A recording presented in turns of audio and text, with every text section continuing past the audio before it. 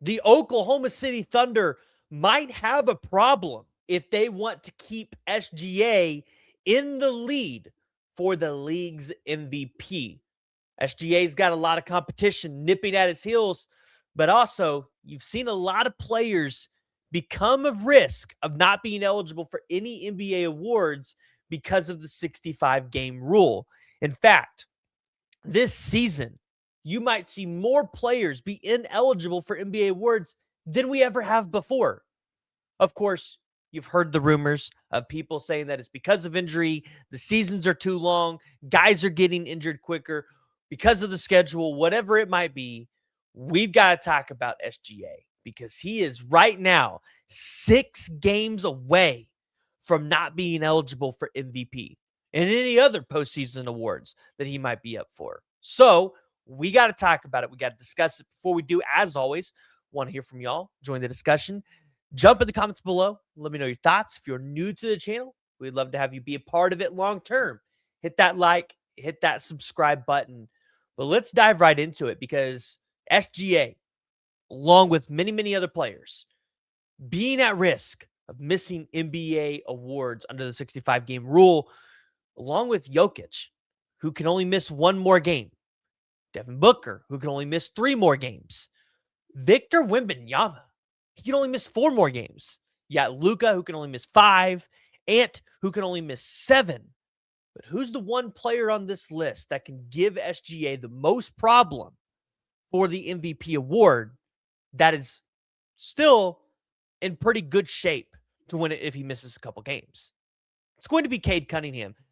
I am not affiliated with any sportsbook, so we're not going to advertise anybody here, but I did go to a very big specific sports book to look at the NBA award betting odds. Specifically, I wanted to look at the MVP, where SGA currently holds a minus 145 lead. The next closest is Jokic at plus 290. Cade Cunningham's at plus 600. Victor Wembanyama at plus 2,700, which seems absolutely crazy that Victor Wembanyama is at plus 2,700. And then Jaylen Brown at plus 5,000, which also seems absolutely crazy for how well Jaylen Brown has played all year long.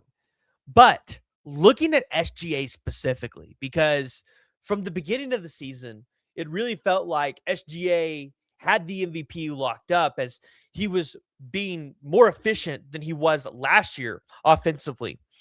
You saw SGA coming out and doing really whatever he wanted on the offensive side of the ball. This season, he's averaging just a hair under 32 points a game at 31.8, shooting 55% from the field, increasing his three-point percentage up to 39%. Remember, this is a guy that was only a 35.9% career three-point shooter. SGA has been really working on that three-point shot and really close to 40% there. 89.2% from the free throw line, 4.4 rebounds, 6.4 assists, just a hair under a block a game, 1.3 steals. When you look at what SGA has been able to do in just 49 games this season for the Oklahoma City Thunder, showing out to be a true MVP. And you see it because without SGA, the Thunder haven't been the same team that they were with him. You feel like maybe the Thunder are starting to figure it out a little bit more, getting back to their roots and things like that, understanding they're having to do this thing without him. But right now, SGA is currently slated to come back for February 27th. And if everything goes well, and he comes back on February 27th, which is a Friday, against the Denver Nuggets, SGA would only be eligible with 4 games left to miss. That's not very much room for error. And with an abdominal strain like what SGA has, you imagine this is something where they maybe want to give him a little bit more rest.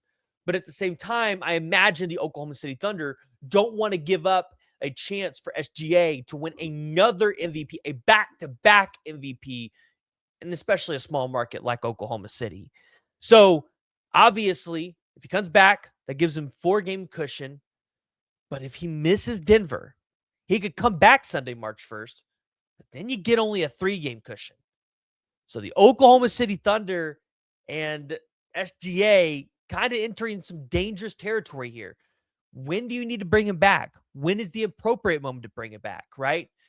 Do you bring him back and put him on a really short minute restriction so that he can continue to get himself back into game shape, but you're not putting him at risk of putting him in a more of an injury? I think that's maybe what they should have did with J-Dub. I felt like when he came back, I felt like he should have been on a harsher injury minutes restriction. Ultimately, you end up seeing him with another hamstring injury. I'd expect J-Dub to be out quite a while at this point.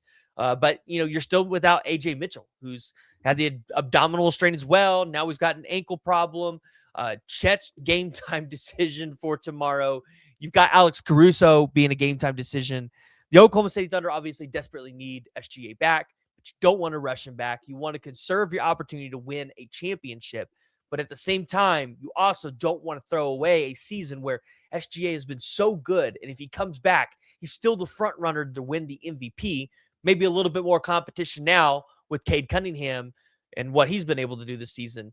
But if SGA misses any more games, you run the risk of not having that MVP this year. So wanted to collect y'all's thoughts. Wanted to throw that out there. If you are new to the channel, make sure you guys hit that like, hit that subscribe button. We'll see you all tomorrow after the game.